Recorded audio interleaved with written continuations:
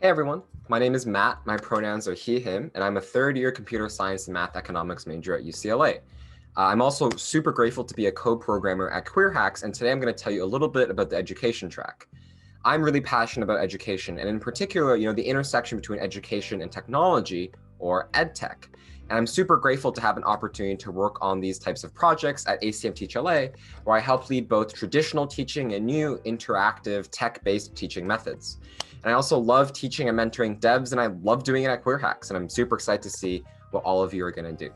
But yeah, in this video, agenda-wise, I'm going to spend some time introducing you to the hackathon track. I'm going to offer some general tips and tricks for your own education project, and then I'll kind of close out by talking about some really cool examples of previous projects. So first, at the education track. It's one of the 4 tracks at QWER Hacks 2021, and we're interested in how your project can celebrate and uplift underrepresented voices. But more broadly, we want to make education more accessible, inclusive, and effective. And admittedly, that is pretty vague. So what exactly are we looking for?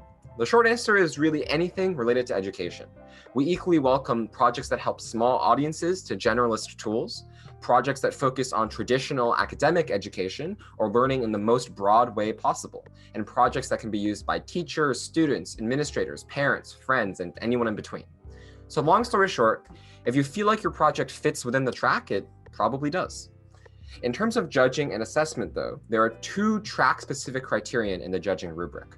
1, how relevant and important was the project's focus to the team's chosen track?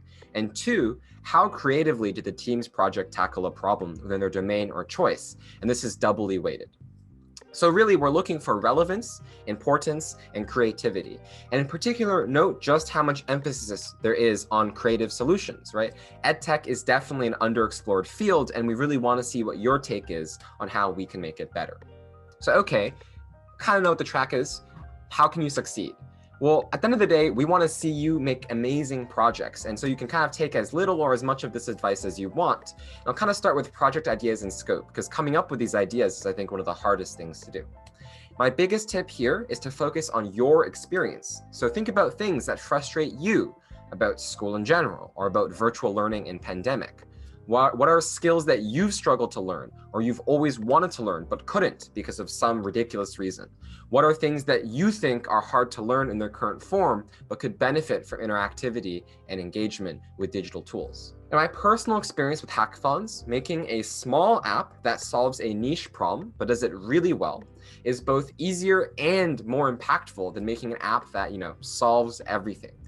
I think this is especially true with education because the current industry is really slow, resistant to change, and doesn't really do much technical innovation, let alone the fact that they don't really pay attention to minority voices. And of course, education isn't just math, English, and history, right? Education also includes learning about social issues, right? Creating tools for students and educators, dealing with life skills like personal finance or health, creating accessible or intersectional education content, and a lot more. And we are at QWER Hacks. There are a lot of LGBTQIA+ issues that could benefit from innovative education, right?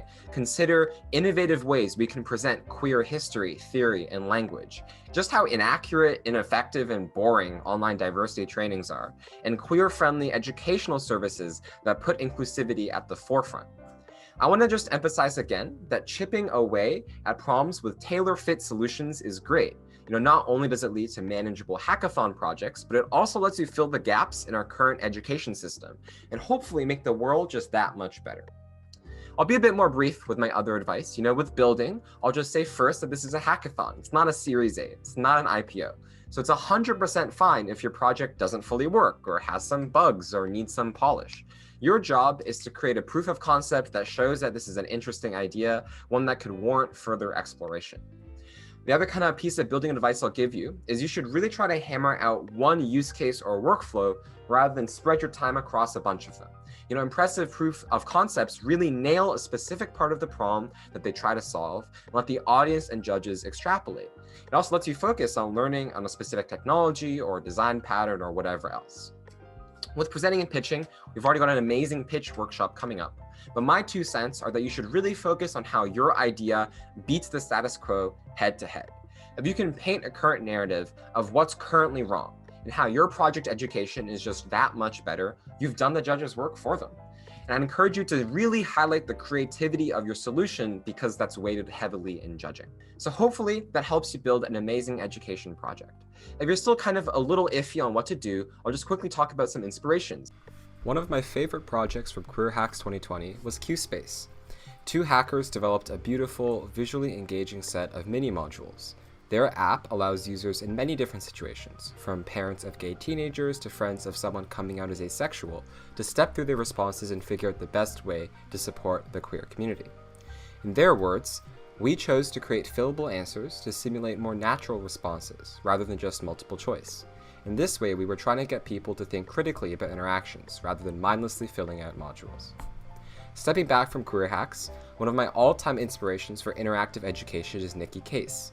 They've made some absolutely gorgeous and engaging playable games on the prisoner's dilemma, diversity and bias in large groups of people, and even an interactive exploration of their own coming out experience.